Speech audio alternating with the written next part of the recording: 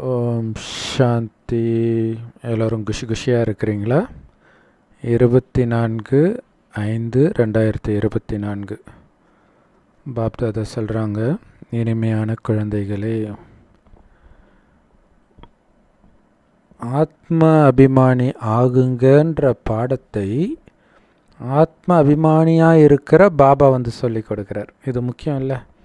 சொல்லி கொடுக்குறவங்க முதல்ல அந்த நிலையில் இருக்கணும் தானே. அதுக்கு தான் எப்போவுமே ஆத்ம அபிமானியாக இருக்கிறது நம்ம பாபா. ஏன்? அவருக்கு தான் உடம்பே கிடையாது. ஸோ அதனால் அவருக்கு தெரியும் உடம்பு இல்லைன்னா எவ்வளோ சுதந்திரன்ட்டு. ஸோ அதனால தான் நம்மையும் அந்த மாதிரி சுதந்திரமாக்குறதுக்கு தான் வந்திருக்கிறார். ஸோ அதனால் நீங்கள் பண்ண வேண்டிய முயற்சியெல்லாம் தற்காலிகமாக எடுத்திருக்கிற இந்த உடம்பு நான் இல்லை, அந்த உடலுணர்வை தியாகம் பண்ணுறது தான் உங்கள் முயற்சியே. கேள்வி, அப்படி தேகாபிமானத்தில் இருந்தால் என்ன பிரச்சனை? பாபா சொல்கிறார், என்ன பிரச்சனை தெரியுமா? ஒரு பெரிய நோய் வரும். அது என்ன நோய்? மற்றவங்களுடைய பேரு ரூபத்தில் சிக்கிற நோய். இந்த நோய் தான் உங்களை விகாரியாக மாற்றுறது இல்லையா? அந்த உடலை பார்க்குற பழக்கம், தன்னை உடலாக நினைக்கிற பழக்கம்தான் விகாரியாக மாற்றுது. அதனால தான் பாபா சொல்கிறாரு, ஆத்ம அபிமானியாக இருப்பதற்கான பயிற்சி பண்ணுங்க. உங்கள் உடல் மீது எந்த விதமான பற்றும் இருக்கக்கூடாது. ஸோ உடலில் இருக்கிற பற்றை சந்நியாசம் பண்ணி அப்பாவை மட்டும் நினைவு பண்ணிக்கிட்டே இருங்க, தூய்மையாயிடுவீங்க. ஸோ ஆத்ம அபிமானியாக இருக்கணும் அப்படின்னா அதுக்கு தடை உடல். அதனால தான் உடல் மேலே உள்ள பற்றை விட்டுட்டு அப்பாவை நினைவு செய்யுங்க. அப்படின்னு என்ன அர்த்தம்? உடல் மேலே உள்ள பற்று போயிடுச்சுன்னா மீதி என்ன இருக்குது? நீங்கள் தான் இருக்கிறீங்க, ஆத்மா தான் இருக்கிறீங்க. ஸோ ஆத்மான்ற உணர்வில் அப்பாவை நினைவு பண்ணிக்கிட்டே இருந்தீங்கன்னா தூய்மையாயிடுவீங்கன்றார்.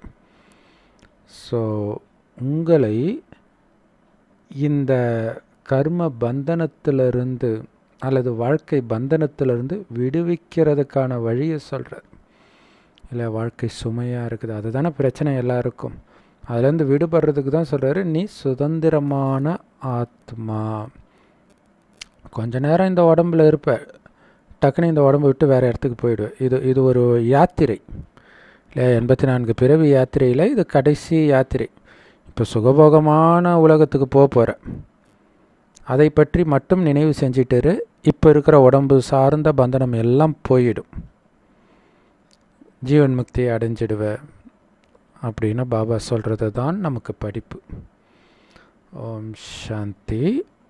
ஆன்மீக தந்தை சொல்கிறார், ஆத்ம அபிமானி ஆகணும், ஆத்ம அபிமானி உணர்வில் இங்கே உட்காரணும். சரி, நான் ஆத்மா. யாரை நினைக்கிறது? அப்பாவை நினைக்கணும். நான் ஆத்மா, நினைப்பு அப்பா கிட்ட இல்லையா? அதை தான் நான் ஆத்மானு உணர்றது. ஆத்மான்னு நினைக்கிறது இல்லை, ஆத்மானு உணர்றது. உணர்ந்து அப்பாவை நினைக்கணும். அவரை தவிர யாரையும் நினைக்கக்கூடாது. ஏன் மற்றவங்கள நினைக்கக்கூடாது? ஏன்னா எல்லையற்ற ஆஸ்தி அவர் தானே கொடுக்குறாரு. அப்போ ஆஸ்தி கொடுக்குறவங்கள தானே நினைக்கணும். மற்றவர்களெல்லாம் நம்மக்கிட்ட இருந்து ஆஸ்தி அபகரித்தவங்க, அவங்கள எதுக்கு நினைக்கிறீங்க? எல்லையற்ற தந்தை வந்து சொல்கிறாரு, ஆத்ம அபிமானி ஆகுங்கள். 84 பிறவிகளாக 84 உடலை எடுத்து 84 பாகத்தை நடித்த அந்த ஒரு விதை தான் ஆத்மா. அதிலிருந்து வந்த கிளைகள் தான் நீங்கள் எடுத்த உடல், நடிப்பு எல்லாமே. ஸோ இப்போ மீண்டும் விதை ரூபம் ஆகிடுங்க, ஆத்ம அபிமானி ஆகிடுங்க. தேகத்தின் உணர்வை தியாகம் பண்ணிக்கிட்டே இருங்க, வெட்டிக்கிட்டே இருக்கணும். அந்த தேக உணர்வு காம ரூபத்தில் வெளிப்படும், கோப ரூபத்தில் வெளிப்படும், பற்று ரூபத்தில், பேராசை, அகங்கார ரூபத்தில் வெட்டிக்கிட்டே இருக்கணும். அதனால தான் பிள்ளையார் கையில், நிறைய தெய்வங்கள் கையில் அந்த கோடரி கொடுக்கப்பட்டிருக்கும். அரை கல்பம் தேக உணர்வில் இருந்து அனைத்தையும் இழந்துட்டீங்க. அதனால தான் அந்த தேக உணர்வை இந்த ஒரே ஒரு பிறவி நீங்கள் சந்நியாசம் செய்கிறதன் மூலமாக அடுத்த அரை கல்பம் ஆத்ம உணர்வில் இருப்பீங்க, இழந்த அத்தனையும் அடைஞ்சிடுவீங்க, அதை அனுபவிப்பீங்கன்ற. தங்க யுகத்திலையும் வெள்ளி யுகத்திலையும் ஆத்மாபிமானியாக இருந்ததுனால தான் ஆனந்தமாக இருந்தீங்க. நான் ஆத்மா அப்படின்ற உணர்வு அங்கே இருக்கும். உடலை விடுறதுக்கு முன்னாடி இந்த உடம்பு பழசாயிடுச்சு, அதனால் இதை விட்டுட்டு டக்குன்னு இன்னொரு உடம்பை எடுத்துக்குவேன்ற உணர்வு இருக்கும். அதனால் உங்களுக்கு அது துக்கத்தை கொடுக்காது. இப்போவும் உடலை விட்டு உயிர் பிரிகிறது துக்கத்திற்கான விஷயமே கிடையாது. ஆனால் அந்த உடலின் உணர்வை விடுறது தான் பெரிய கஷ்டம். ஐயோ, என் பிள்ளை, என்னுடைய பொண்டாட்டி, என்னோடய புருஷன், என்னோடய சொத்து, என் பேர், என் புகழ், இதுதான் உங்களுக்கு துக்கத்தை கொடுக்குது. அதைத்தான் விட சொல்கிறார். ஒரு உடம்பை விட்டுட்டு இன்னொரு உடம்பை எடுக்க போகிறேன். சொர்க்கத்தில் தான் இருந்தேன், மறுபடியும் சொர்க்கத்தில் தான் பிறக்க போகிறேன். அதனால் அந்த துக்கத்துக்கான எந்த விஷயமும் கிடையாது. சொர்க்கத்தில் பாம்பு தோலை மாற்றுற மாதிரி மாற்றிடுவீங்க. பழைய உடலை விட்டுட்டு புது உடலுக்குள்ளே பிரவேசிச்சிடுவீங்க. ஸோ அப்படி பிரவேசிக்கிற ஆத்மாதான் நான்ற உணர்வில் வர சொல்கிறார். அங்கே எப்படி ஆனந்தமாக உடலை விட்டீங்களோ அதை விட பல மடங்கு ஆனந்தமாக இப்போ நீங்கள் உடலை விடணும். ஏன் தெரியுமா? சொர்க்கத்தில் முதல் பிறவியில் இருந்த சுகம் ரெண்டாவது பிறவியில் இருக்காது, குறையும். மூணாவது பிறவியில் இன்னும் குறையும், நாலாவது பிறவியில் இன்னும் குறையும். இருந்தாலும் நீங்கள் ஆனந்தமாக சரீரத்தை விட்டீங்க. ஆனால் இப்போ துக்கத்தின் உச்சத்துலேருந்து சுகத்தின் உச்சத்துக்கு போக போகிறீங்க. அடுத்த உடலை எடுக்கும்பொழுதுனா எவ்வளவு ஆனந்தமாக இந்த உடலை விடணும். அதுக்கு தான் உடல் உணர்வு, உடலின் உறவுகள் எல்லாத்தையும் என்னை நினைத்து மறங்க, சொர்க்கத்தை நினைத்து மறங்கன்றார். அதுக்கு தான் ஆத்மாபிமானியாக இருக்க சொல்கிறார். யார் சொல்கிறா? நம்ம அன்பான அப்பா, எப்போவுமே ஆத்மாபிமானியாக இருக்கிற அப்பா சொல்கிறார். ஒரு பொழுதும் அவர் தேக உணர்வுக்கு வர்றதே கிடையாது. ஒரே தடவை பூமிக்கு வந்தால் கூட, ஒரு உடலை எடுத்தாலும் கூட அவர் உடலின் உணர்வில் வருவது கிடையாது. ஏன்னா அவர் கடனாக எடுத்திருக்கிற இந்த உடல் பிரம்மாவுடையது, அவரோடது கிடையாது. அப்போ கடனாக எடுத்த ஒரு உடலின் மீது எப்படி பற்று இருக்கும்? அதனால தான் பாபா இந்த யுக்தியை உருவாக்குறார். நீங்கள் செத்து போயிட்டீங்க, உங்களுக்கு நான் உடலை கடனாக கொடுக்கிறேன், எப்போ வேணாலும் திருப்பி எடுத்துக்குவேன், பற்று வைக்காதீங்கன்னு சொல்கிறார். ஸோ சிவபாபாவுக்கு அந்த பிரம்மா உடலை எடுத்ததுனால பிரம்மா உடல் மேலே பற்று கிடையாது. ஆக்சுவலாக பேய் சொல்கிறாங்க இல்லையா, அவங்களுக்குமே நிறைய பேர் அதுலேயும் பற்று உள்ளவங்க இருக்கிறாங்க. பட் நிறைய பேர் என்ன பண்ணுவாங்கன்னா, யார் உடம்பில் பிரவேசிக்கிறாங்களோ அவங்கள கொலை பண்ணுறதுக்காகவே வருவாங்க. அப்போ என்ன அர்த்தம்? அந்த உடம்பு மேலே அவங்களுக்கு பற்று கிடையாது. ஆக்சுவலாக அவங்களுக்கு அந்த உடம்பு மேலே பற்று இருக்காது, வேறு யார் மேலேயாவது பற்று இருக்கும். ஸோ அந்த உடம்போடு அவங்க பக்கத்தில் இருப்பாங்க, அவ்வளவுதான். சிவபாபாவுக்கு தெரியும் பிரம்மாவுடைய உடலை நான் விட்டு தான் ஆகணும். அதனால தான் அப்பப்போ விட்டுட்டு போயிடுறார். அதே மாதிரி நீங்களும் அப்பப்போ இந்த உடம்பை விட்டுட்டு பரந்தாமத்துக்கு வாங்கன்னு நம்மளையும் கூப்பிட்றார். அவர் என்ன பண்ணுறாரோ அதை நமக்கு பயிற்சியாக கொடுக்குறார். பாபா சொல்கிறார், நான் தான் குழந்தைகளை தூய்மையாக்க வரேன். ஆரம்பத்தில் சதோ பிரதானமாக இருந்த நீங்கள் 84 பிறவி எடுத்து தமோ பிரதானமாக அழுக்காக ஆகிட்டீங்க. இப்போ மீண்டும் தூய்மை ஆகிறதுக்காகத்தான் என்னோடு யோகா வையுங்க அப்படிங்கிற ஞானத்தை நான் கொடுக்குறேன். ஏன்? ஒரு மோசமான மனிதனை நீங்கள் நினைக்கிறீங்கன்னு சொன்னால், நினைக்கிறது தான் யோகா இல்லையா? மோசமான மனிதனை நினைக்கும்போது அவனுடைய குணங்கள் உங்களுடைய குணங்களாக மாறும். ஆபாசமான ஒரு நடிகை நினைத்தால் உங்களுக்கு ஆபாசமான எண்ணங்கள் வரும். ஆனால் பாபாவை நினைச்சா என்ன வரும்? அவ்வளோ பரம பவித்திரமானவர் அவர். அவரை நினைக்க நினைக்க நீங்களும் பரம பவித்திரமாக ஆவீங்க. அதனால தான் பாபா சொல்கிறார், நீங்கள் தூய்மை ஆகணும்னா என்னை மட்டும் நினைவு செய்யுங்க.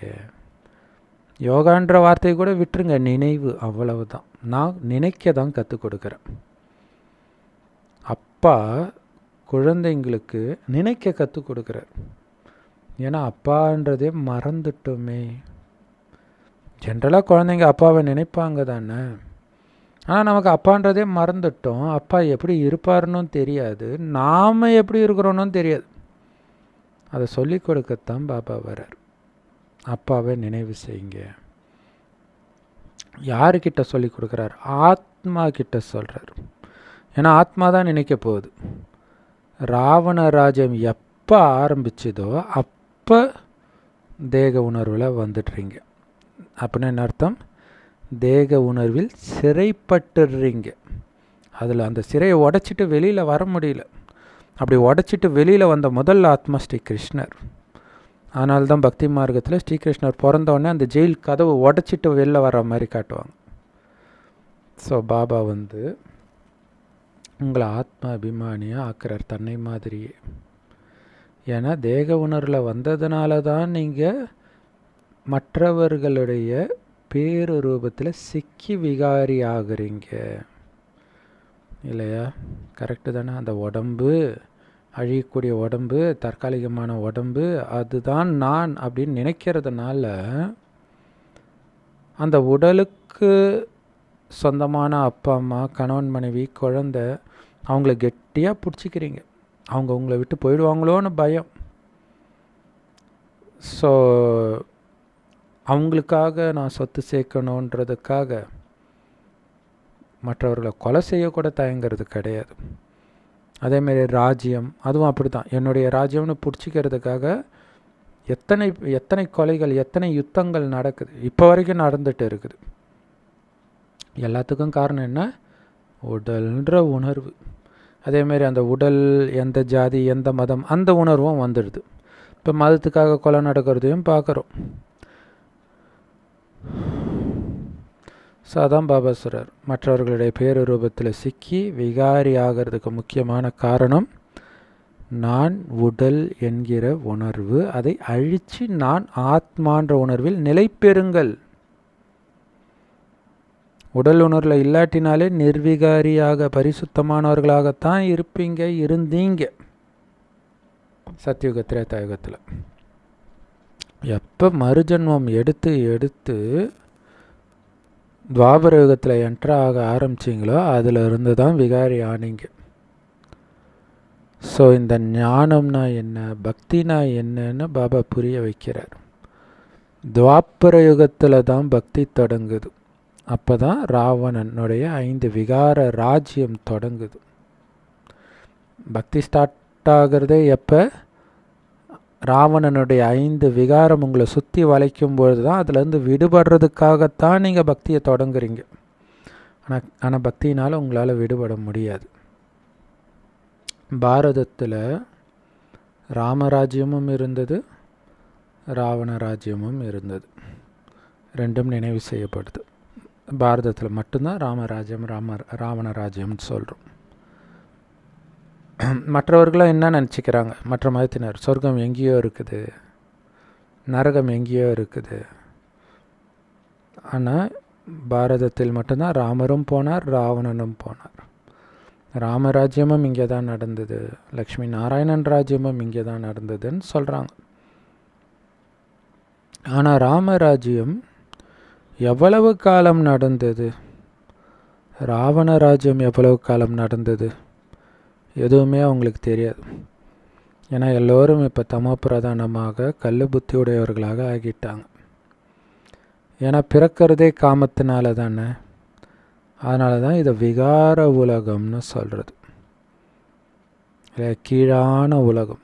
இப்படி விகாரத்தினால பிறவி எடுத்தாலே அது கீழான உலகம்ன்றாங்க.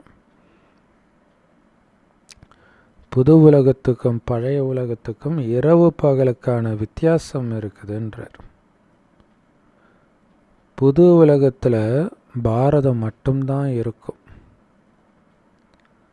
வேற எந்த கண்டமும் பாரதம் மாதிரி தூய்மையாக ஆகிறது கிடையாது. அதே மாதிரி வேற எந்த கண்டமும் பாரதம் மாதிரி அழுக்காகவும் ஆகிறது கிடையாது.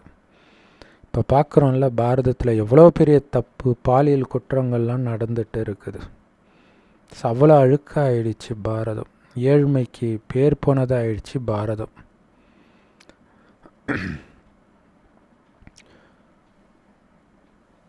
தூய்மையாக இருந்த பாரதம் அழுக்காயிடுச்சு. இப்போ மீண்டும் தூய்மை ஆக்கிறதுக்கு தான் பாபா வந்திருக்கிறார். தேவதைகள் எவ்வளவு தூய்மையாக இருந்தாங்க, மறுஜன்மம் எடுத்து தான் அழுக்கானாங்கன்னு நம்ம தெரிஞ்சுக்கிறோம். அதிகமான எண்ணிக்கையில் பிறவி எடுத்தவர்கள் இந்த தேவதைகள் தான். 84 பிறவிகள் எடுக்கிறாங்க. பாபா சொல்கிறாரு, இந்த பிரம்மாவுடைய பல ஜென்மங்களின் கடைசி ஜென்மத்தில் நான் பிரவேசிக்கிறேன். அதிலும் குறிப்பாக அந்த கடைசி ஜென்மத்தை நிறைவு செய்கிற தருணத்தில் 60 வயது வானப்பிரஸ்த நிலையில்தான் நான் பிரவேசிக்கிறேன். திருமூர்த்தி பிரம்மா விஷ்ணு சங்கரரை காட்டுறாங்க. ஆனால் மனிதர்களுக்கு அதோடைய அர்த்தம் தெரியாது.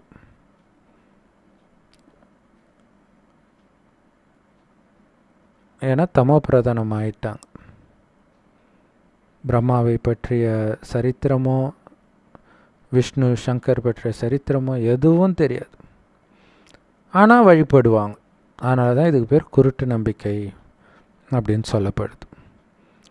பக்திய பிராமணர்களின் இரவுன்னும் சத்யுக திரேதாயுகத்தை பிராமணர்களின் பகல்னும் சொல்லப்படுது. பக்தி துவாபர கலியுகத்தில் நடக்குது இல்லையா, அது பிரம்மாவின் இரவு. அது கீதையிலே இருக்குது. பிரம்மா பிரஜைகளின் பிதா, பிரஜாபிதா. அப்போ பிதானாலே அவருக்கு கண்டிப்பாக குழந்தைங்க இருப்பாங்க தானே. அதுதான் பிராமண குலம். அந்த குலத்திற்கே அவர் அப்பா. பிராமணர்களுடைய ராஜ்யம் கிடையாது. ஆனால் பிராமணர்கள் மிக உயர்ந்தவர்கள், உச்சி குடுமி. எதனால் உயர்ந்தவர்கள் சொல்லப்படுது? காமம்னா என்னன்னே தெரியாத நிலை. அப்படி ஒரு தர்மம் இருக்குதா? இப்போ இந்த கலியுகத்தில் பிராமணர்கள் தான் ஒட்டுமொத்தமாக எல்லாரும் அப்படி ஆகிறோம். அந்த பிராமணர்களையும் விட உயர்ந்தவர் அப்படின்னா பிராமணர்களை உருவாக்கிய உயர்ந்ததிலும் உயர்ந்த பரமபிதா பரமாத்மா. அவர் தான் நமக்கு இந்த ஞானத்தை கொடுத்து உயர்ந்தவராக ஆக்குறார். அவருக்கு ஒரே ஒரு பேர் தான், சிவன் மட்டும்தான். ஆனால் பக்தி மார்க்கத்தில் எத்தனை பேர்களை அவருக்கு கொடுத்துருக்குறாங்க. பக்தினாலே நல்ல பகட்டாக இருக்கும் இல்லையா. நல்ல சிலை அலங்காரம் பண்ணி அந்த மேலதாளத்தோடு எடுத்துகிட்டு வருவாங்க. ஆடல் பாடல் நடக்கும். பகட்டு தான் பக்தி. அதனால தான் பக்தியில் மயங்குறாங்க. எத்தனை விதமான ஜட சித்திரங்கள், எத்தனை விதமான கோயில்கள் இருக்குது. அதே மாதிரி நிறைய யாகங்கள் வளர்க்குறாங்க, தபஸ்யா செய்கிறாங்க, தானம் புண்ணியம் பண்ணுறாங்க. இது எல்லாமே பக்தி. இந்த மாதிரி பக்தி செய்கிறதுனால கடவுளை அடையலாம் அப்படின்னு சொல்கிறாங்க. ஆனால் யார் கடவுளை அடைவாங்க? எல்லோரும் அடைவாங்களா? உடனே அவங்க சொல்லுவாங்க, உடனே அடைய முடியாது. அது 7 ஜென்மத்துக்கு நீங்கள் தவம் பண்ணிக்கிட்டே இருந்தால் ஒரு ஜென்மத்தில் அடையலாம். அப்போ என்ன அர்த்தம்? யார் அதிகமாக பக்தி பண்ணுறாங்களோ அவங்க அடைவாங்கன்னு தானே அர்த்தம். பாபா சொல்கிறார், யார் முதல்ல இந்த பூமிக்கு வந்தாங்களோ அந்த தேவதைகள் தான் முதல்ல பக்தியும் பண்ணுறாங்க. அப்போ அவங்க தானே கடவுளை அடைவாங்க. கடவுள்கிட்ட இருந்து ஞானத்தை பெற்று அவங்க தான் தேவதை ஆகிறாங்க.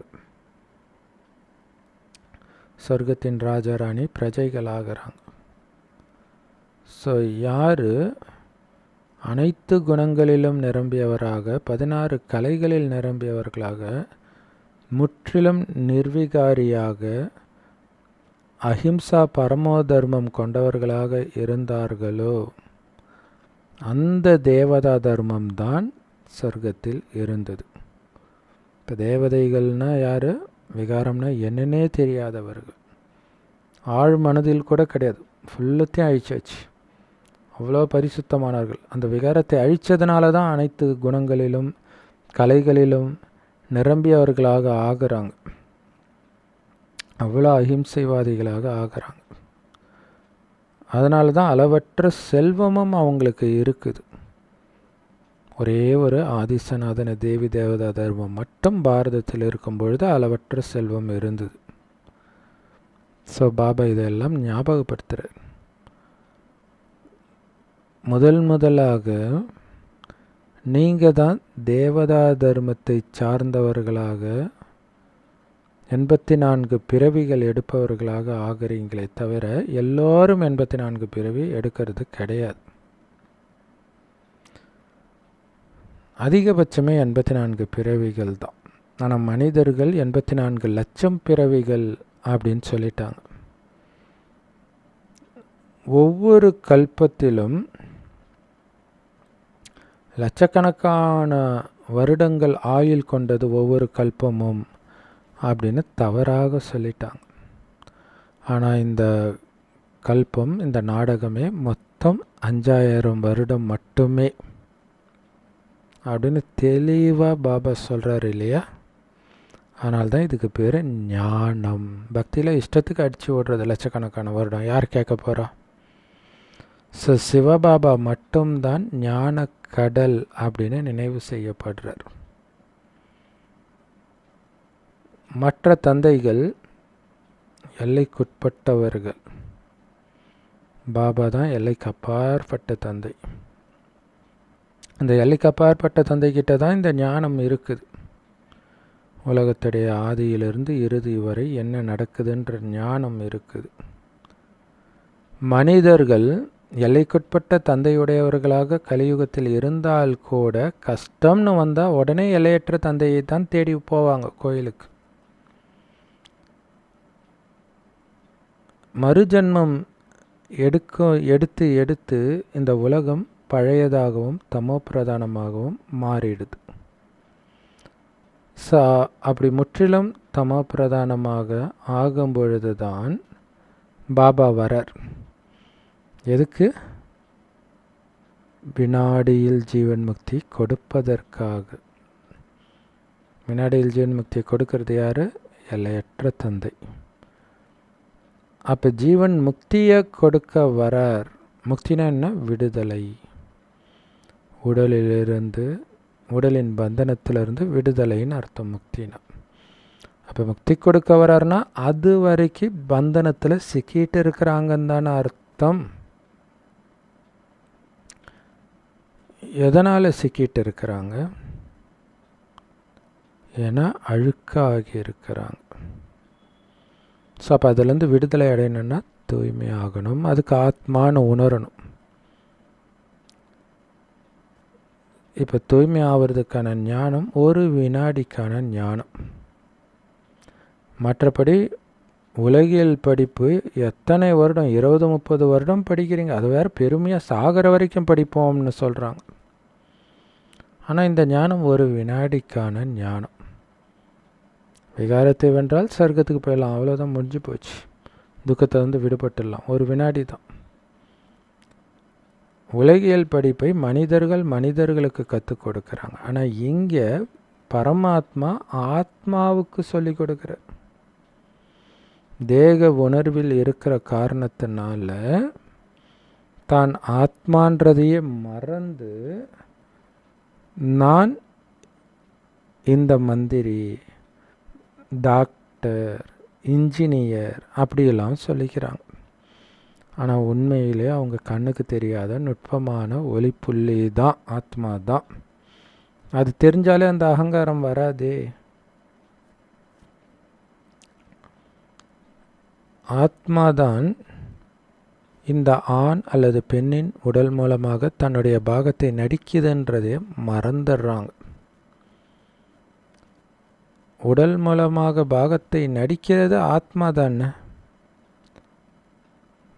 ஸோ உடல் மூலமாக ஒரு சிலர் ஒன்றாக ஆகிறாங்க, டாக்டராக, இன்னொருத்தர் இன்ஜினியர் ஆகலாம், எதுவாக வேணாலும் ஆகலாம். ஆனால் ஆகிறது ஆத்மா தான். அதனால் உங்களுக்கு ஆத்மான்ற உணர்வு இருந்தாலே அகங்காரம் வராது, தப்பு பண்ண மாட்டோம். அதுக்கு தான் பாபா திரும்ப திரும்ப திரும்ப ஆத்மா உடல் உணர்வில் வந்து தான் நிறைய பாவம் செஞ்சிட்டீங்கன்ற. ஸோ ஆத்மா சொல்லி கொடுக்கறது பரமாத்மா என்னுடைய அப்பா அப்படிங்கிறது சதா மனதில் ஓடிக்கிட்டே இருக்கணும். இந்த பழைய உலகமே புதியதாக மாறிட்டு இருக்குது, மாறப்போகுது. அதுக்கு முன்னாடி அது முன்கூட்டியே நீங்கள் தயாராகிடணும் இல்லையா? நேரத்துக்கு முன்னாடி நீங்கள் தயாராகணுன்றார். சொர்க்கத்தில் வந்து நீங்கள் நாராயணன் ஆவீங்களா? இங்கேயே நீங்கள் ரெடி ஆகணும். அப்போ தான் சொர்க்கத்தில் நாராயணனாக ஜென்மம் எடுக்க முடியும். கண்டிப்பாக உலகத்தின் வரலாறு புவியியல் திரும்ப நடந்து தான் ஆகும். புது உலகம்தான் சதோ பிரதான உலகம், அது கண்டிப்பாக வந்தே தீரும். ஒரு வீடு புத்தம் புதியதாக இருக்கும்போது தான் சதோ பிரதானமாக இருக்குதுன்னு சொல்லுவாங்க. பழசாயிடுச்சு அப்படின்னா அது இடிஞ்சு விழ ஆரம்பிக்கும், அது தமோ பிரதானம்.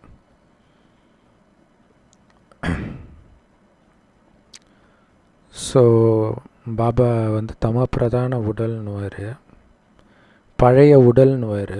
நமக்கு டவுட்டாக இருக்கும், என்ன குழந்தையாக பிறக்கும்போதே எப்படி பழைய உடல்? பழைய உடல் தான். ஏன்னா தமோ பிரதானமான பஞ்ச தத்துவத்தினால ஆன உடல். சின்ன வயசில் எவ்வளோ நோய், அந்த காலத்தில் வயசான காலத்தில் வர வேண்டிய நோயெல்லாம் பிறக்கும்போதே குழந்தைக்கு சுகராம். அப்போ யோசிச்சு பாருங்கள், அப்போ பிறக்கும்போதே அது பழைய உடம்பாக தான் இருக்குது. அதேமாரி வீடு பாருங்களேன், வீடு கட்டினோடனே படப்படப்படன்னு இடிஞ்சு விழுது, அப்படியே மண்ணுக்குள்ளே போகுது. அப்போ எடுத்தோடனே அது தமோ பிரதானமாக ஆயிடுது. ஸோ இந்த எல்லையற்ற நாடகத்தின் உலக சக்கரத்தின் ஞானத்தை நீங்கள் புரிஞ்சுக்கணும். இதுதான் படிப்பு. இது ஒன்றும் பக்தி கிடையாது. பக்தியை யாரும் படிப்புன்னு சொல்ல மாட்டாங்க. ஸோ பக்தியில் கூட தான் திருவாசகம் படிக்கிறோம் இந்த மாதிரிலாம் சொல்லுவாங்க. ஆனால் அதில் ஏதாவது லட்சியம் இருக்குதா? லட்சியம் இருந்தால்தான் படிப்பு. பக்தர்கள் அவங்க பாட்டுக்கு வேத சாஸ்திரங்களை ஜென்ம ஜென்மமாக படிச்சுக்கிட்டே இருக்கிறாங்க. ஆனால் அதனால் நல்ல ரீதியில் எந்த மாற்றமும் ஏற்படலை. உலகம் கீழான நிலையை நோக்கி தான் போச்சு. அதை வேத சாஸ்திரங்கள்னால தடுத்து நிறுத்த முடியல. ஆனால் இப்போ உலகம் மாறணும். தமோ பிரதானத்திலேருந்து சதோ பிரதானமாக மாறணும். அதற்குத்தான் ஞானம் இப்போ இந்த சங்கமயுகத்தில் தேவைப்படுது. இப்போ இந்த எடுக்கிற ஞானத்தின் மூலமாக சொர்க்கமாக இந்த பூமி மாறுது. அந்த சொர்க்கத்தில் பக்தியே இருக்காது, ஞானமும் இருக்காது. ஆனால் இந்த ஞானம் வந்து உங்களுக்கு குணங்களாக மாறி இருக்கும். அங்கே அந்த குணம் உங்களை வழி நடத்தும். துவாபர யுகத்திலிருந்து தான் பக்தி தொடங்குது. ஸோ அதனால தான் பாபா இங்கே உட்கார்ந்து ஆன்மீக குழந்தைகளுக்கு, ஆத்மான்ற குழந்தைங்களுக்கு புரிய வைக்கிறார். அதனால தான் இது பேர் ஆன்மீக ஞானம், ஆத்மாவிற்கான ஞானம், ஆத்மாவை பற்றிய ஞானம். இந்த ஆன்மீக ஞானத்தை யார் சொல்லிக் கொடுக்க முடியும்? பரமபிதா பரமாத்மா தான் சொல்லிக் கொடுக்க முடியும். அவர்தான் அனைவருக்கும் ஆனவர். அவர் இந்துக்களுக்கு மட்டும் சொந்தம், கிறிஸ்தவர்களுக்கு மட்டும் சொந்தம், முஸ்லிம்களுக்கு மட்டும் சொந்தம் கிடையாது. எல்லோருக்கும் சொந்தமானவர் தான் வந்து இந்த ஆத்ம ஞானத்தை, ஆன்மீக ஞானத்தை புரிய வைக்கிறார். எந்த லௌகீக தந்தையையும் பரமபிதான்னு கூப்பிட மாட்டோம். பரலௌகீக தந்தையைத்தான் பரமபிதான்னு சொல்லுவோம். அவர் இருக்கிற இடம் பரந்தாமம்.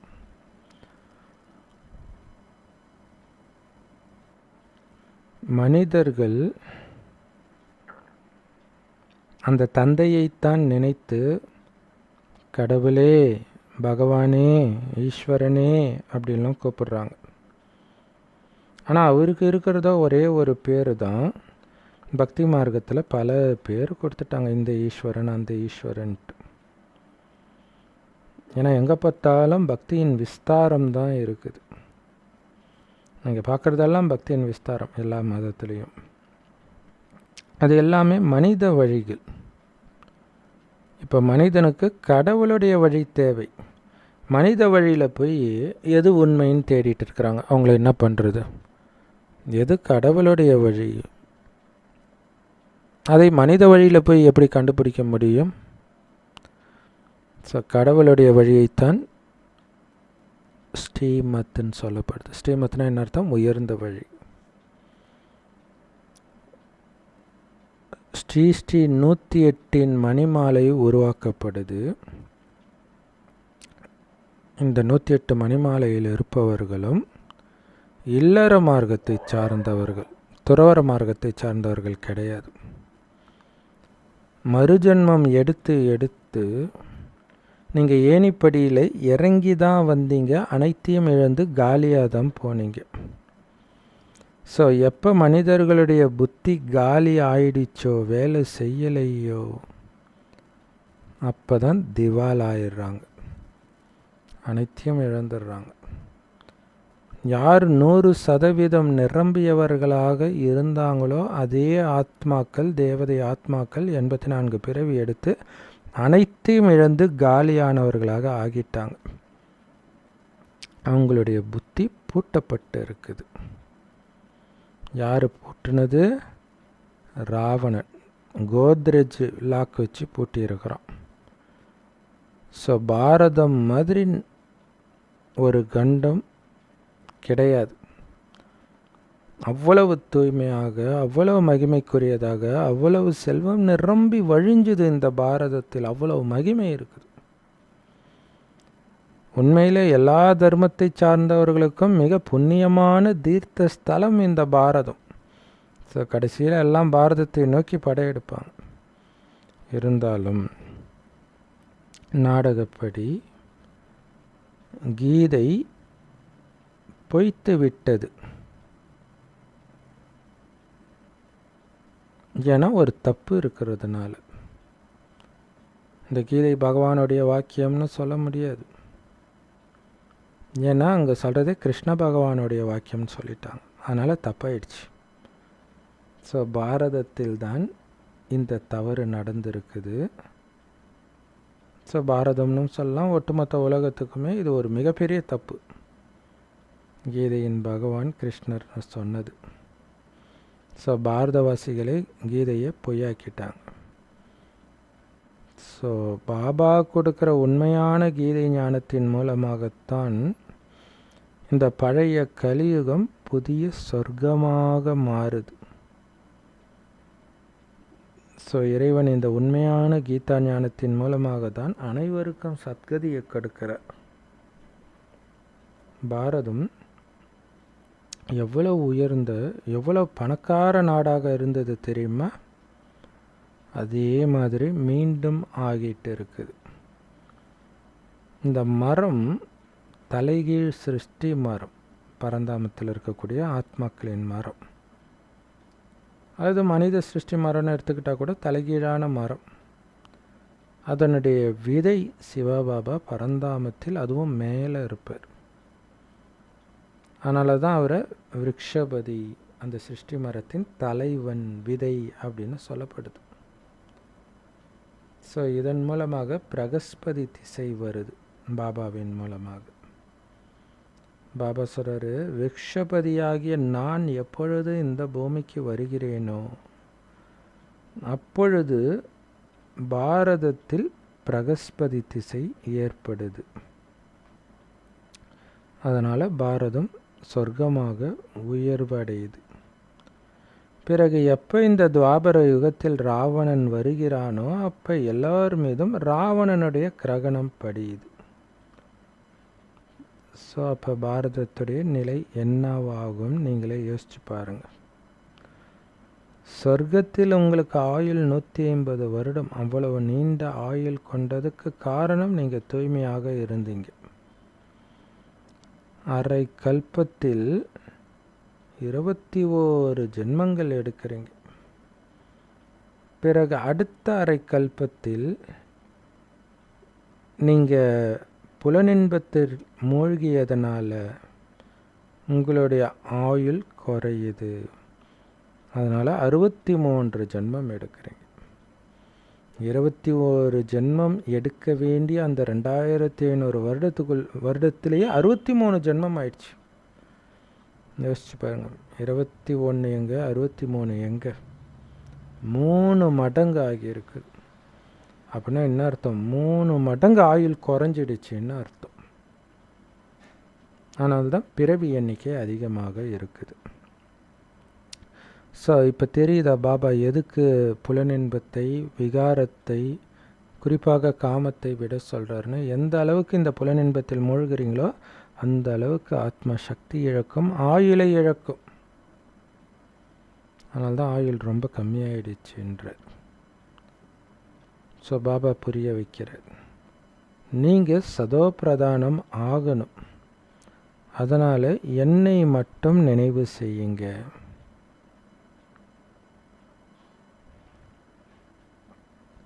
சதப்பிரதானம் ஆகிறதுக்கு தானே நம்ம பாபாவுடையவர் ஆகியிருக்கிறோம். ஆனால் இன்றைக்கி எல்லா தர்மத்தை சார்ந்தவர்களும் தமோ பிரதானமாகத்தான் இருக்கிறாங்க. ஸோ அதனால தான் பாபா சொல்கிறார், இந்த ஞானத்தை நீங்கள் எல்லா தர்மத்தை சார்ந்தவர்களுக்கும் கொடுக்கணும்.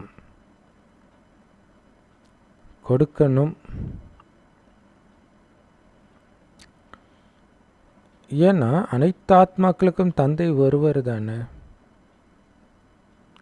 ஸோ அந்த ஒரு தந்தையுடைய ஞானம் அனைத்து ஆத்மாக்களுக்கும் கொடுக்கணும்.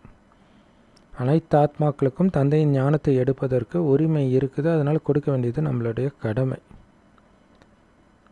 ஸோ அந்த ஒரு தந்தையை தவிர மற்ற எல்லா ஆத்மாக்களும் சகோதரர்கள் தங்களுக்குள்ள. ஏன்னா எல்லோரும் அந்த ஒரு சிவ தந்தையுடைய குழந்தைகள், எல்லா ஆத்மாக்களும். மனிதர்கள் சொல்கிறாங்க இந்து முஸ்லீம் பாய் பாய், இந்து முஸ்லீம்கள் சகோதரர்கள்ன்ட்டு. ஆனால் அவங்களுக்கு இதோடைய அர்த்தம் தெரியல. 2 பேரும் ஒரு கடவுளுடைய குழந்தைங்கன்றது அவங்களுக்கு தெரியல. ஏன்னா அவங்க கடவுளை அப்பான்னு கூட நினைக்கிறது கிடையாது முஸ்லீம்கள். ஆத்மா சொல்லுது, சொர்க்கத்தின் ஆஸ்தியை அடைவது என்னுடைய உரிமை, என்னுடைய பிறப்புரிமை அப்படின்னு ஆத்மா சொல்லுது. ஸோ அப்போ ஆத்மாவுக்கு தெரியுது இதுதான் சரி, ஒரு அப்பாவுடைய குழந்தைங்க நாம், அதனால தான் இந்து முஸ்லீம் பாய் பாய்னு சொல்கிறாங்க அப்படின்ட்டு. ஆனால் பாய் பாய்ன்னு சொல்கிறவங்களுக்கு அது புரியாது, அர்த்தம் தெரியாமல் சொல்லிகிட்டு இருக்கிறாங்க. ஏன்னா எல்லா சகோதரர்களுக்கும் ஒரு தந்தை தான். அந்த தந்தை, மகான் தந்தை சிவபாபா தான் எல்லோருக்கும் ஆஸ்தி கொடுக்கணும். படியளப்பவர்னு சொல்கிறாங்க இல்லையா, படியளக்கு எங்கே வராரு? பாரத பூமியில் வரார். அதனால தான் சிவன் பிறந்த நாளை பாரதத்தில் கொண்டாடுறாங்க கோலாகலமாக, சிவராத்திரின்னு. ஆனால் அவர் எப்போ வந்தாருன்னு யாருக்குமே தெரியாது. அவர் என்ன பண்ணுறாரு அதுவும் யாருக்கும் தெரியாது. எல்லா தேவிகள் கையிலும் கத்தி, கடப்பார், அது இதுன்னு ஆயுதங்கள் இருக்குது. அவங்க என்ன சண்டை போட்டாங்க, யார் கூட சண்டை போட்டாங்க அதுவும் யாருக்கும் தெரியாது. நம்முடைய யுத்தம் 5 விகாரத்தோடு, மனிதர்களோடு கிடையாது. நமக்குள்ளே இருக்கக்கூடிய விகாரத்தை அழித்து ஆழ்ந்த அமைதியில் நிலை பெறுவது தான் இங்கே யுத்தத்தின் வெற்றி. அதில் மிகப்பெரிய எதிரி ராவணன் இந்த காமம். அதனால தான் சீதையை கடத்திட்டு போனான். எதுக்கு கடத்திட்டு போனான்? அவளுடைய அழகில் மயங்கி. அதுதான் காமம். ஸோ அதுதான் மிகப்பெரிய எதிரின்னு பாபா சொல்கிறார். மனிதர்கள் ராவணனை எரிக்கிறாங்க வருஷம். ஆனால் அவன் யாருன்னு தெரியாது, அவனை ஏன் எரிக்கிறோம்னும் தெரியாது. அவங்க அப்பா செஞ்சாங்கன்னு இவர் பண்ணாருன்னு இவங்க புள்ள பண்ணார். இப்படியே தலைமுறையாக வந்துடுச்சு. துவாபர யுகத்தில் இருந்து நீங்கள் இந்த விகாரத்தில் விழுந்து அழுக்காயிட்டீங்க. ஒரு பக்கம் சிவபாபாவை நினைவு செய்கிறாங்க, பக்தி செய்கிறாங்க. இன்னொரு பக்கம் அவர் எங்கும் நிறைந்தவர்ன்றாங்க. அப்புறம் எதுக்கு கோயிலில் போய் லிங்கத்தில் போய் அபிஷேகம் பண்ணுறீங்க?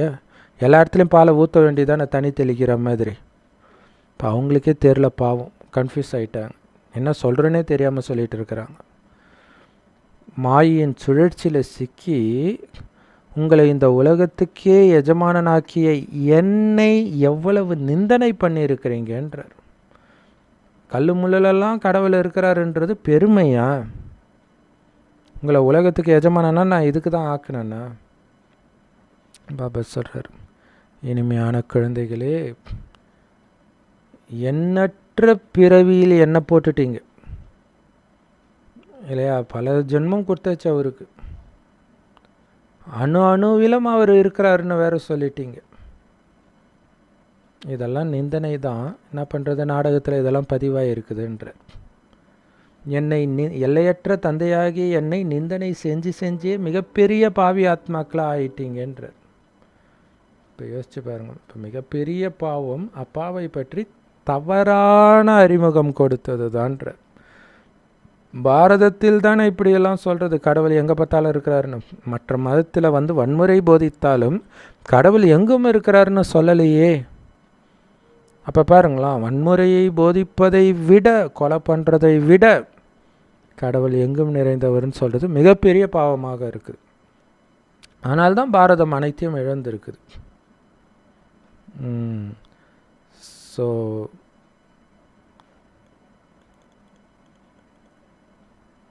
எல்லையற்ற தந்தையை நிந்தனை செஞ்சே பாவி ஆயிட்டீங்கன்ற. நான் இந்த பாவியை மன்னித்தருளும் ஆண்டவரே அப்படின்னு அவங்க சொல்கிறாங்க. ஸோ எது மிகப்பெரிய பாவம்னா இதான் சொல்கிறேன். ஏன்னா இது ராவணனுடைய ராஜ்யம். எல்லாரும் பக்தர்கள் தான். இப்போ எல்லோருக்கும் சத்கதியை கொடுக்கும் அந்த ஒருவர் யார்? சத்திய கண்டத்தை ஸ்தாபனை செய்த அந்த ஒருவர் யார்? அவர்தான் அனைவரின் தந்தை. ஆனால் 1ஆம் கிளாஸ் பாட புஸ்தகத்தில் சூரியன் வருவது யாராலே, சந்திரன் வருவது யாராலே, இதுக்கெல்லாம் காரணம் கடவுள்ட்டாங்க. கடவுளுக்கும் அதுக்கும் சம்மந்தமே கிடையாது, அது பாட்டுக்கு வருது. நாம் அனுபவிக்கிற சுகத்தை நமக்கு கொடுத்தது, அதற்கு நம்மை தகுதிப்படுத்தியது கடவுள்.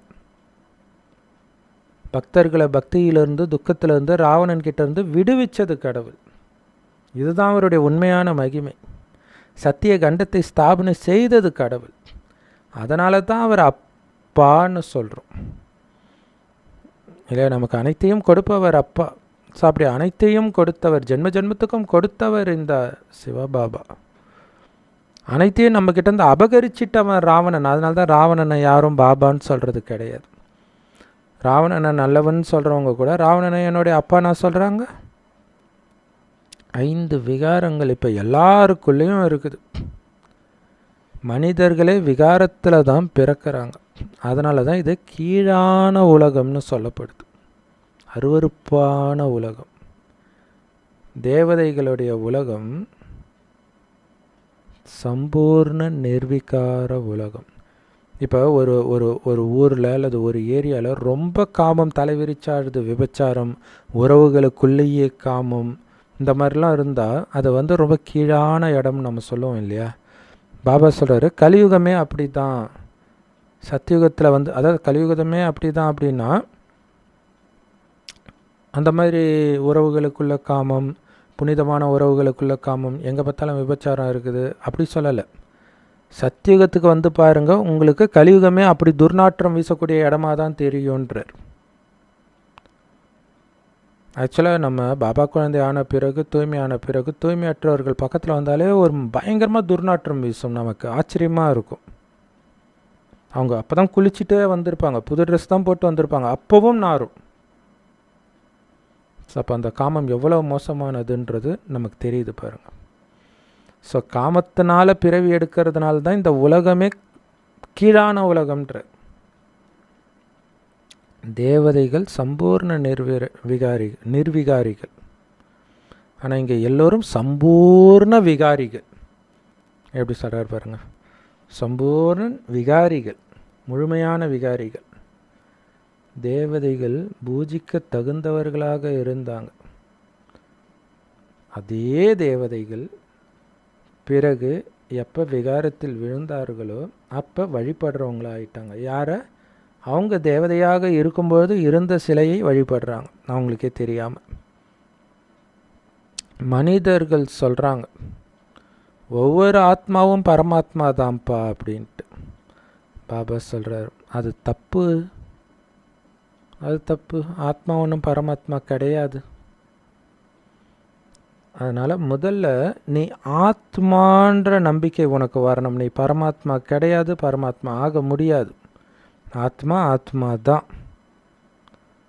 என்ன ஒன்று, ஆத்மாவாகிய நான் பூர்வமத்தில் நட்சத்திரம் மாதிரி ஜொலிக்கிறேன் இல்லையா, அந்த ஆத்மாவாகிய நான் இப்போ உயர்ந்ததிலும் உயர்ந்த பிராமண குலத்தை சார்ந்தவனாக ஆகி இருக்கிறேன். ஏன்னா நேரடியாக சிவன்கிட்ட ஞானத்தை படிக்கிறேன், இறைவனுடைய மடியில் இருக்கிறேன். அதனால் நான் உயர்ந்தவன். இப்படி உயர்ந்த பிராமணனாக இருக்கிற ஆத்மாவாகிய நான் பிறகு தேவதை குலத்தில் போய் பிறப்பேன் சத்தியுகத்தில். பிறகு அங்கிருந்து சத்திரிய குலத்தில் பிறப்பேன். அப்போ என்ன ஆகுது, ஆத்மா கொஞ்சம் கொஞ்சமாக சக்தியை இழக்குது, தூய்மையை இழக்குது. துவாபர யுகத்தில் வந்து அழுக்கும் சேருது, கலியுகத்தில் ரொம்ப ரொம்ப அழுக்காயிடுது. மீண்டும் இறைவனிடம் ஞானத்தை பெற்று அழுக்கை தூய்மையாக்குறேன். இதுதான் ஆத்மா பண்ணுமே தவிர கடவுள் ஆகாது, பரமாத்மா ஆகாது. பரமாத்மாவை நினைவு செய்து செய்து பரமாத்மாவுக்கு சமமாக தூய்மை ஆகும், ஆனால் பரமாத்மா ஆகாது. ஆனால் எப்போவுமே தூய்மையாக இருக்காது, கொஞ்சம் கொஞ்சமாக தூய்மை இழக்க ஆரம்பிக்கும். ஆனால் பரமாத்மா தான் எப்போவுமே தூய்மையாக இருப்பவர். அதனால்தான் சதா சிவம் அப்படின்னு சொல்லப்படுது. கிறிஸ்து பைபிளில் மோசஸ் வந்து கடவுளை உன்னுடைய பேர் என்னன்னு கேட்கும்போது நான் அதுவாகவே இருக்கிறேன் அப்படின்னு இருக்கும். அதோடைய அர்த்தம் என்ன, எப்போவுமே நான் அப்படியே இருக்கிறேன், பரிசுத்தமாக இருக்கிறேன் அப்படின்னு அர்த்தம். இந்த நேரத்தில் ஆத்மாவாகிய நான் பிராமணனாக இருக்கிறேன், பிறகு தேவதையாவன், சத்திரியனாக, வைஷ்யனாவன், சூத்திரனாவன். ஸோ இந்த சுழற்சியில் ஆத்மா வருது, பரமாத்மா இந்த சுழற்சியிலிருந்து விலகி இருக்கிறார். பிராமண குலம் தான் இருக்கிறதுலே உயர்ந்த குலம். ஆனால் பிராமணர்களுக்கு ராஜ்யம் கிடையாது. ஸோ உச்சி குடுமி பிராமணர்கள் வைப்பாங்களே, அதுதான் உண்மையான பிராமணர்களாகிய நம்முடைய நினைவு சின்னம். கலியுகத்தில் உயர்ந்தவர்களாக பிராமணர்களை நினைக்கிறாங்க. அந்த பிராமணர்களுக்கும் மேலே நாம் உச்சி குடுமி, உண்மையிலே தேவதைகளுக்கும் மேலே நாம். ஏன்னா அந்த பிராமணர்கள் தேவதைகளை வழிபடுவாங்க, அந்த தேவதைகளுக்கும் மேலே இந்த பிராமணர்கள். அந்த பிராமணர்களுக்கும் மேலே யாராவது இருக்கிறாங்களா, அதுதான் சிவபாபா. அவருக்கும் மேலே யாராவது இருக்கிறாங்களா, யாரும் கிடையாது. ஸோ பாரதத்தில் தான் விராட ரூபம் உருவாக்குறாங்க. அந்த விராட ரூபத்தில் உச்சிக்குடுமி பிராமணர்களையும் காட்டலை, அந்த பிராமணர்களின் தந்தை சிவபாபாவையும் காட்டலை. விராட ரூபம் அப்படின்னா என்னன்னா, மகாவிஷ்ணு பெருசாக வரைஞ்சிருப்பாங்க. அந்த மகாவிஷ்ணுவோடைய தலையிலிருந்து ஃபுல்லாக தேவதை, தலை ஃபுல்லாக தேவதை, குட்டி குட்டி தேவதை மூஞ்சாக இருக்கும். நெஞ்சு ஃபுல்லாக சத்திரியர்களுடைய முகமாக இருக்கும், வயிறு ஃபுல்லாக வைஷ்யர்களுடைய முகமாக, கால் ஃபுல்லாக சூத்திரர்களுடைய முகமாக இருக்கும். ஸோ அதைத்தான் தேவதைகள் வந்து தலையில் பிறந்தாங்க, சத்திரியர் நெஞ்சில் பிறந்தாங்க, இவங்க வந்து வைஷ்யர் வயிற்றில் பிறந்தாங்க, சூத்ரன் காலில் பிறந்தான். இதை வந்து இப்போ இருக்கக்கூடிய ஜாதியோடு சேர்த்து சொல்லி விட்டுட்டாங்க. ஆனால் அது அப்படி கிடையாது. நாராயணனே அடுத்தடுத்த ஜென்மம் எடுக்கும்போது கீழே இறங்கிக்கிட்டே வர்றார். இது பைபிள்லேயும் இருக்கும். பைபிளில் ஒரு ராஜாவுடைய கனவில் இப்படி ஒரு சிலை வரும். அதோடைய தலைப்பகுதி தங்கமாகவும், நெஞ்சு பகுதி வெள்ளியாகவும், வயிறு பகுதி தாமிரமாகவும், கால் பகுதி இரும்பாகவும், காலின் கீழ்ப்பகுதி துருப்பிடித்த இரும்பும் களிமண்ணும் கலந்து இருக்கும். இதே ஞானம் அதிலும் வெளிப்பட்டிருக்கு. ஸோ அந்த விராட ரூபத்தில் பிராமணர்களை காட்டலையே, தேவதைகளை தானே காட்டி இருக்கிறாங்க. அந்த பிராமணர்களின் அப்பா சிவபாபாவையும் காட்டலையே. ஸோ அப்போ ரெண்டுமே குப்தமாக இருக்குது.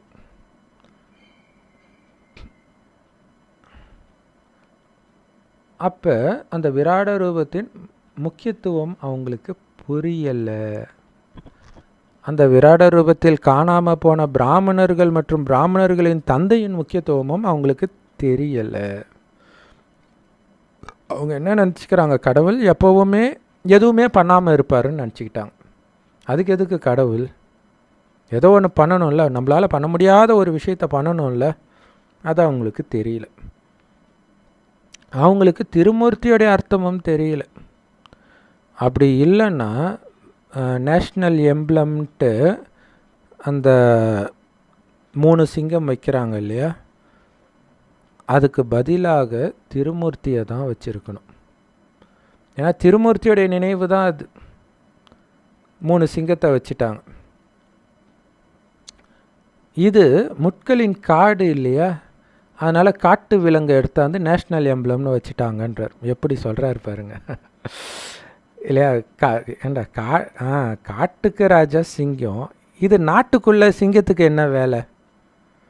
அப்போ இது காடுன்னு தெரியலையான்றார். இப்படியெல்லாம் பாபா யோசிக்கிறாருன்றது எவ்வளோ ஆச்சரியமாக இருக்குது பாருங்க. அதுக்கு கீழே சத்தியமேவ ஜெயித்தே, வெற்றியே வாய்மையே வெல்லும் அப்படின்னு எழுதப்பட்டிருக்குது.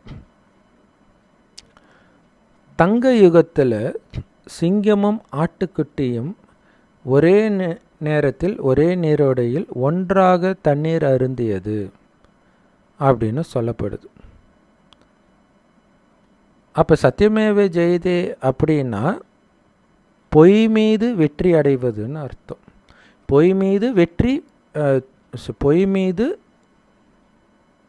வாய்மை வெற்றி அடையணும் இல்லையா? அந்த நேரத்தில் எல்லோரும் பாலும் சர்க்கரையும் போல அவ்வளவு அன்பாக இருப்பார்கள் என்பதற்காகத்தான் சிங்கமும் ஆட்டுக்குட்டியும் ஒரே நீரோடையில் தண்ணி குடிக்கும் அப்படின்னு சொல்லப்பட்டது. அங்கே ஒன்றும் உப்பு தண்ணி மாதிரி ஒருவருக்கொருவர் கரிச்சி கொட்ட மாட்டாங்க. ராவண ராஜ்யத்தில் தான் மனிதர்கள் உப்பு தண்ணி மாதிரி ஒருவரை ஒருவர் கரிச்சி கொட்டுறாங்க.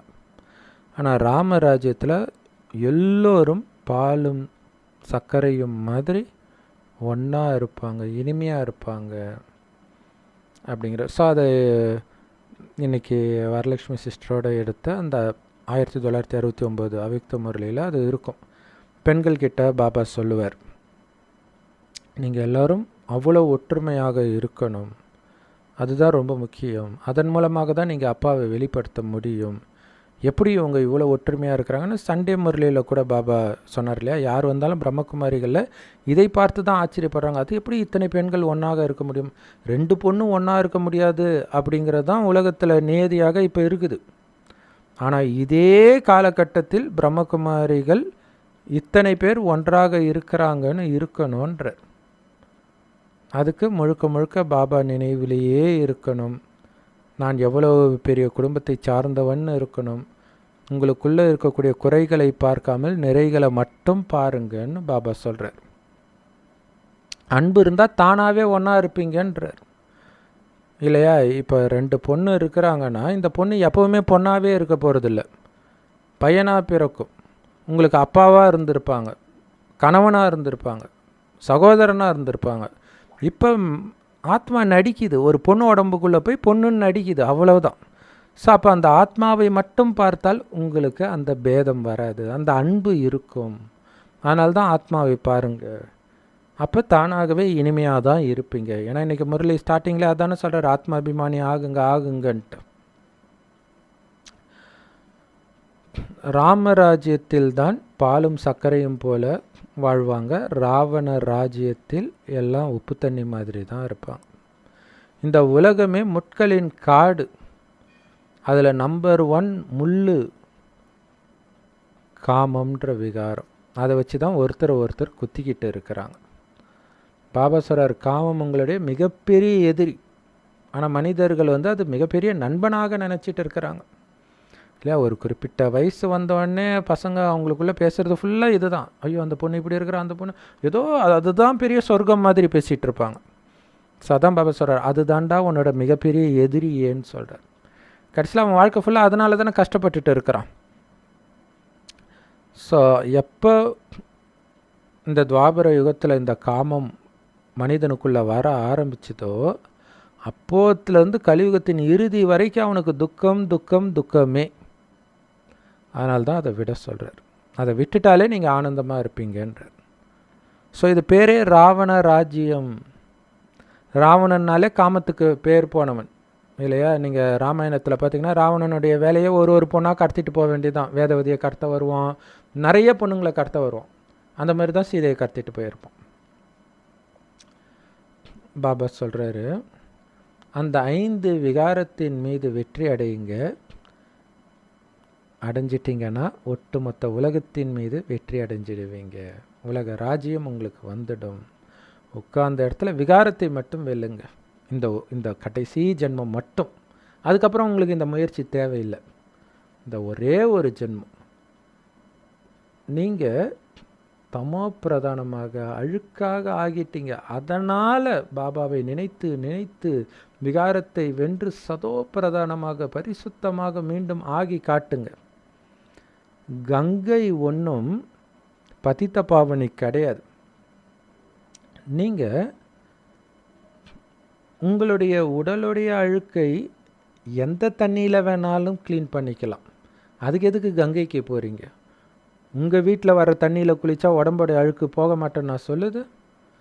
ஆனால் ஆத்மாவை எந்த தண்ணியிலும் உங்களால் க்ளீன் பண்ண முடியாது. ஏன்னா கீதையுடைய சாரத்திலேயே ஆத்மா வெட்ட முடியாது, எரிக்க முடியாது, நினைக்க முடியாது. அப்புறம் எப்படி ஆத்மாவில் இருக்கிற அழுக்கு போகும்? ஆனால் ஆத்மா அந்த மாதிரி கங்கைக்கு அழைச்சிட்டு போகிறதுக்கு, கைலாயத்துக்கு அழைச்சிட்டு போகிறதுக்கு, ராமேஸ்வரத்துக்கு அழைச்சிட்டு போகிறதுக்கு தான் எண்ணற்ற குருமார்கள் பக்தி மார்க்கத்தில். ஆனால் எங்கே போனாலும் ஆத்மாவில் இருக்கிற அழுக்கு போகாது. அப்போ ஒரே ஒரு சத்குரு தான் ஆத்மாவில் இருக்கிற அழுக்கிலிருந்து விடுதலை அடையும் வழியை கற்றுக் கொடுக்கிறார், சத்கதி கொடுக்கிறார். அவரைத்தான் பரமபிதா, பரமாத்மா, பரம ஆசிரியர், பரம சத்குருன்னு சொல்கிறோம். அவரு தான் உங்களுக்கு இந்த உலகத்துடைய முதல் இடைக்கடை பற்றிய ஞானத்தை கொடுக்கிறார். அப்படிப்பட்ட அன்பான தந்தைக்கு அன்பு நினைவுகள் மற்றும் காலை வணக்கம். நீங்கள் சதோப்பிரதானம் ஆகணும் அப்படின்னா ரொம்ப ஈஸி. பாபா தவிர யாரையுமே நினைக்காதீங்க, ஆயிடுவீங்கன்ற. இதை விட ஈஸியாக என்ன சொல்ல முடியும்? பாபா தவிர யாரையும் நினைக்காதீங்க, தானே ஆயிடுவீங்க. அவங்க பாருங்கள் லட்சக்கணக்கான முறை அப்படியே உருட்டுறாங்களாம் ஒரு மந்திரத்தை. மந்திரத்துக்கு உரு ஏற்றுறாங்களாம். எதுவும் கிடையாது, எதையுமே நினைக்காது, அப்பாவை மட்டும் நினச்சிட்டு சதோப்பிரதானம் ஆகிடுவேன். ஆத்மா நானுன்றதை அந்த பயிற்சி பண்ணிக்கிட்டே இரு. நான் உடம்பு கிடையாது தானே, நான் ஆத்மா தானே, ஆத்மா தானே, அந்த பயிற்சி இருந்துக்கிட்டே இருக்கணும். ஸோ ஒருவரோடு ஒருவர் பாலும் சர்க்கரையும் போல் இருக்கணும். ஏன்னா அடுத்த 2500 வருடம் சொர்க்கத்தில் அப்படி பாலும் சர்க்கரையும் போல் இருக்கிறதுக்கான பயிற்சி இங்கே எடுக்கிறீங்க. என்ன வேணாலும் ஆகட்டும், ஒரு கன்னத்தை அறிந்தால் இன்னொரு கன்னத்தை காட்டி அமைதி ஆகிடுங்க. அப்போ தான் அங்கே சொர்க்கத்துக்கு வர முடியும். இந்த கடைசி ஜென்மத்தில் மட்டும் அனைத்து விகாரத்தின் மீதும் வெற்றி அடையுங்க. குறிப்பாக காமத்தின் மீது வெற்றி அடைந்து உலகத்தையே வெற்றி கொள்ளுங்கள். வரதானம் பாபா சொல்கிறாரு, பாபாவுடைய பாதுகாப்பு குடை நிழலில் இருப்பதன் மூலமாக நிரந்தரமாக சந்தோஷத்தை தானும் அனுபவம் செய்து மற்றவர்களையும் அனுபவம் செய்ய வைக்கக்கூடிய விசேஷ ஆத்மா ஆகுங்கள். அதுக்கு விளக்கம், எப்போ நீங்கள் பாபாவுடைய பாதுகாப்பு குடைநிழலில் இருக்கிறீங்களோ, அது என்ன? அது பாதுகாப்பு குடைநிழல் பாபாவுடைய நினைவு தான். நினைவு தான் பாதுகாப்பு குடைநிழல். அப்போ தான் நீங்கள் நிரந்தரமாக மாயிடமிருந்து பாதுகாப்பாக இருக்கிறீங்க. பாருங்கள், பிள்ளையார் சதுர்த்தி அப்போ பிள்ளையாருக்கு கண்டிப்பாக கொடை வைப்பாங்க. அந்த உற்சவமூர்த்தி ஊர்வலம் எடுத்துகிட்டு வரும்போது கண்டிப்பாக கொடை இருக்கும். ஏன்னா வர்றது எங்கே? கலியுகத்தில், மாயை நிறைந்த உலகத்தில் கடவுளுடைய நினைவுன்ற பாதுகாப்பு குடை நிழலில் இருக்கும்போது தான் உங்களுக்கு பாதுகாப்பு. ஸோ அதே மாதிரி வாமன அவதாரம் கூட பாருங்கள், கொடை எடுத்துகிட்டு போவார் அந்த பிராமணன், குள்ள பிராமணன். ஸோ இந்த கொடையை மிஸ் பண்ணாதீங்க எப்போவுமே. ஏன்னா இந்த பாதுகாப்பு கொடைக்குள்ளே மாயாவால் வர முடியாது, அந்த சக்தி கிடையாது. அதனால்தான் முருகனை வளர்த்த அந்த கார்த்திகை பெண்கள் இருக்கக்கூடிய இடத்தை சுற்றி ஒரு பாதுகாப்பு வளையம் இருக்கும். அதுக்குள்ளே மாயா அரக்கனால் நுழைய முடியாது. காரணம் நினைவுன்ற பாதுகாப்பு கொடைக்குள்ளே இருக்கிறாங்க. அது மட்டும் கிடையாது, கடினமாக உழைக்கிறதுலேருந்து ரொம்ப தூரம் போயிடுவீங்க. எதுவுமே உங்களுக்கு கஷ்டமாகவே தெரியாது, சதா ஆனந்தமாகவே இருக்கும். பாபா நினைவிலேயே இருக்கும்பொழுது தானாகவே எப்பவும் சந்தோஷமாக இருப்பீங்க. ஆனால் கடின உழைப்பு இருந்தால் சந்தோஷத்தை அனுபவம் பண்ண முடியுமா? முடியாது. ஏன் கடின உழைப்பு வருது? நான் செய்கிறேன், நான் மட்டும் செய்கிறேன், அதான் கடின உழைப்பு. நான் செய்யலை, பாபாவோட சேர்ந்து பாபா கூட பேசிகிட்டு இருக்கிறேன், பாபா கூட நினச்சிட்டு இருக்கேன், கைப்பாட்டுக்கு அது காரியம் செய்யுது, ஆனால் நான் பாபா நினைவிலேயே இருக்கிறேன். அப்போ சதா ஆனந்தம் இருக்குது. அந்த மாதிரி விசேஷ ஆத்மாக்கள் எப்பவுமே பாபாவின் பாதுகாப்பு குடைநிழலில் இருக்கக்கூடிய அந்த ஆத்மாக்கள் மிக உயர்ந்த படிப்பு படிக்கிறாங்க இல்லையா? இந்த ராஜயோக கல்வி சாதாரண கல்வி இல்லை, மிக உயர்ந்த படிப்பு. ஆனாலும் ஆனந்தமாக இருக்கிறாங்க. காமத்தை விட்டோம், எப்படி காமத்தை விட்டோன்னு தெரில, எப்படி கரிமீனை விட்டோன்னு தெரில, எப்படி பூண்டு வெங்காயத்தை விட்டோன்னு தெரில. இதெல்லாம் கற்பனைக்கு எட்டாத விஷயமா இருக்குது உலகத்தினருக்கு. அப்படிப்பட்ட உயர்ந்த படிப்பை படித்தாலும் அவ்வளவு ஆனந்தமாக இருக்கிறோம். ஏன்னா ஒவ்வொரு கல்பத்திலும் நான் வெற்றி பெற்ற ஆத்மான்ற அசைக்க முடியாத நம்பிக்கை இருக்குது. பாபா இதை விடுன்னு சொன்னால் அடுத்த செகண்டே விட்டுடுறோம். ஏன்னா ஒவ்வொரு கல்பத்திலையும் நான் விட்டுட்டேன், அதுக்கு நான் கடின உழைப்பே பண்ணலை. எப்படிங்க காமத்தை விட்டீங்க, எப்படிங்க கரிமீனை விட்டீங்க, எப்படிங்க பூண்டு வெங்காயத்தை விட்டீங்க, எல்லாம் அப்படியே ஆச்சரியப்படுறாங்க. ஆனால் இங்கே பாபாவுடைய பாதுகாப்பு குடைநிழலில் இருக்கும்போது எதை வேணாலும் நாம் விட்டுருவோம். அந்த போதை, பாபா போதை தான் எங்களுக்கு தேவை, வேறு எதுவும் எங்களுக்கு தேவை கிடையாது. அப்போ என்ன ஆயிடுது? ஆல்ரெடி அவங்க பாஸ் ஆகிட்டாங்க. ஒவ்வொரு கல்பத்திலும் நான் வெற்றி அடைகிறேன்னா இப்போவும் நான் அடைஞ்சிட்டேன். அடைகிறதுக்கு, அதாவது பாஸ் ஆகிறதுக்கு அவங்க முயற்சி பண்ண தேவை, ஆல்ரெடி நான் பாஸ் ஆகிட்டேன் அப்படி ஃபீல் ஆகும். ஆல்ரெடி நான் நாராயணன் தான். நாராயணன் ஆவனா மாட்டேனா? நான் தான் நாராயணன். நான் ஆகலைன்னா யார் ஆக முடியும்? ஸோ எப்பவுமே இந்த சந்தோஷத்தில் இருந்து மற்றவர்களுக்கும் இந்த சந்தோஷத்தில் இருக்கக்கூடிய செய்தியை கொடுத்துக்கிட்டே இருங்க, குஷி குஷியா. இந்த சேவையைத்தான் நீங்கள் செய்யணுன்ற என்ன மாதிரி முரளி இல்லையா ஸ்லோகன் சூப்பராக சொல்கிறார் பாருங்க. யாருக்கு நாடகத்தின் ரகசியம் தெரியாதோ அவங்க தான் கோபப்படுவாங்கன்ற. கோபப்படும் போதெல்லாம் நாடகன்றதை மறந்துடுறீங்கன்னு அர்த்தம். அது ஆக்சுவலாக ஹிந்தியில் சூப்பராக வரும். ராஸ் அப்படின்னா ரகசியம், நாராஸ்னா கோபம். ஸோ யாருக்கு நாடகத்தின் ராஸ் தெரியலையோ அவங்க தான் நாராஸ் ஆகிறாங்க அப்படின்னு சொல்கிறார். ஸோ செம பவர்ஃபுல்லான Murali. Love you Bap Dada. Thank you Bap Dada. குஷி குஷியாக இருங்க, குளிர்ச்சியாக இருங்க.